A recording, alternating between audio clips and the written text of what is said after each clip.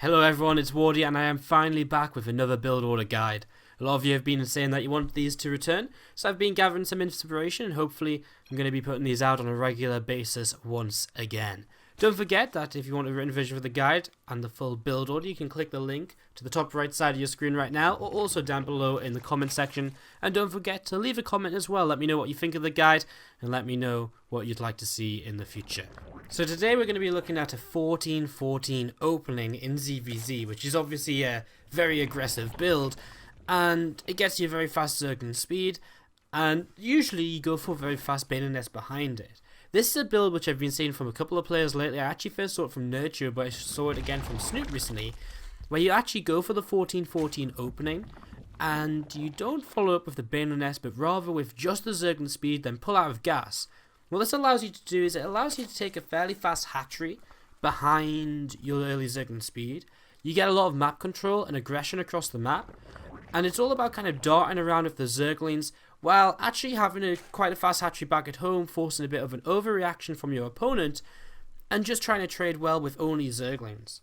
From there, there's multiple different follow-ups. We're going to focus initially on this kind of roach push follow-up from Snoot, whereas we'll also see later on a kind of a different way you can follow up by going into banelings, etc. as well.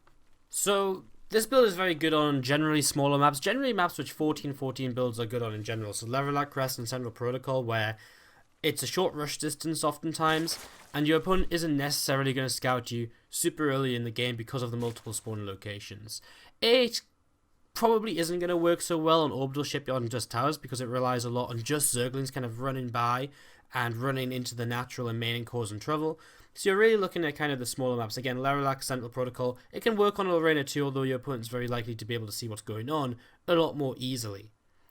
So the actual build order is very simple and straightforward. You've already seen Snoot pretty much executing it here in this replay we're watching, which is you drop a 14 gas, you follow with a 14 pool, you mine 100 gas, you pull out exactly 100, you start up a queen and 6 zerglings, and then when you get the money you drop down the hatchery and your natural. It's more a build which relies a lot on execution and decision making, which is kind of scary because there's no right way to do it. It's always kind of reacting to the situation and sort of reading what your opponent's going for and sort of going from there. So the way I can talk a lot about the execution now. So far, initially, we've just seen the zerglings kind of nibbling on the hatchery. You don't really want to dive into the main base or anything, especially against the pool first of your opponent. And you're really just waiting for the zergling speed to kick in so that you can start taking efficient trades with these zerglings.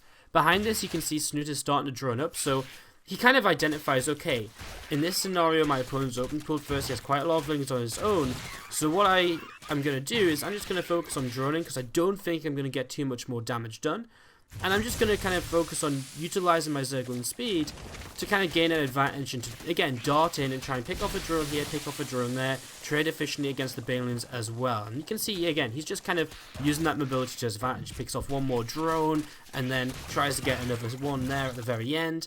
And behind this, he's just been droning. He's only killed 3 workers, but he's also forced a lot of units out of Tefl in this situation. And that's where this build becomes great, because you force a lot of units, yet back at home, you're droning up yourself if you want to. You could be making more zerglings if the opportunity arises, and that's something we'll talk about later in another example that I have for you.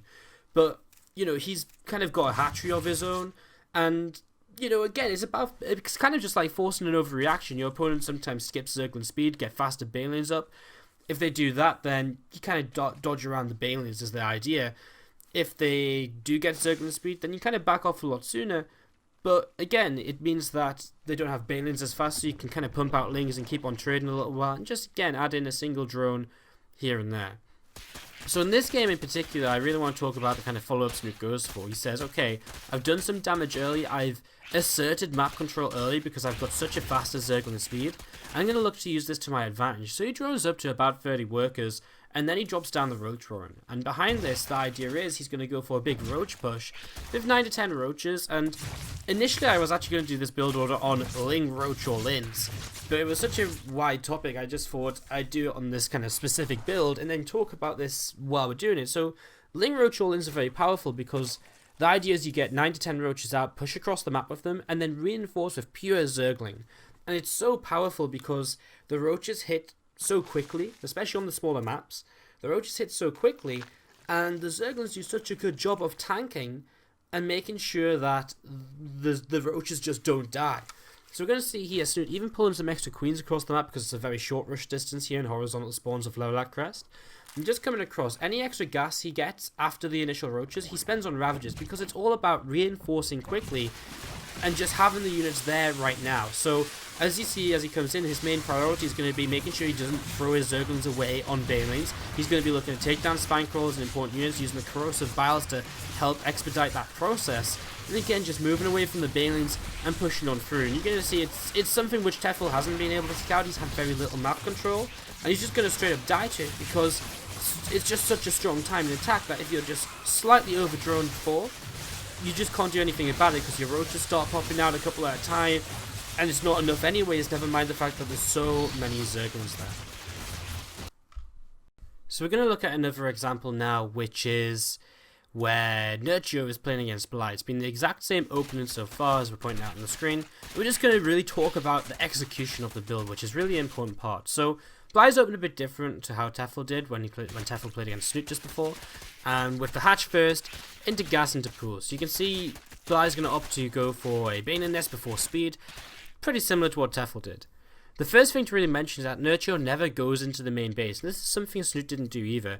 You know, initially with the Zerglings, he attacked on the hatchery, and this basically forces your opponent to attack into your Zerglings. It means that you always see the Zerglings coming, you know, you're always responding to them attacking into you, rather than attacking, you know, rather than them waiting for you and pulling drones defensively as well. So it's all about early on just kind of, you know, trying to make them lose units by overcommitting to defending the hatchery and so on. You can see here Nurture, he's not really interested in taking a straight up fight. He's interested in utilizing the Zergling speed to dodge the units early on from Bly, to dodge the units early on, and just catch a queen here, catch a queen there, catches a queen for a moment or two, gets a surround, gets a bit of damage on it, he'll come back and try and get that again later. He's never committing to a fight unless he knows he's going to win it convincingly and very efficiently, and that's what makes the, you know, this is what makes this build super strong.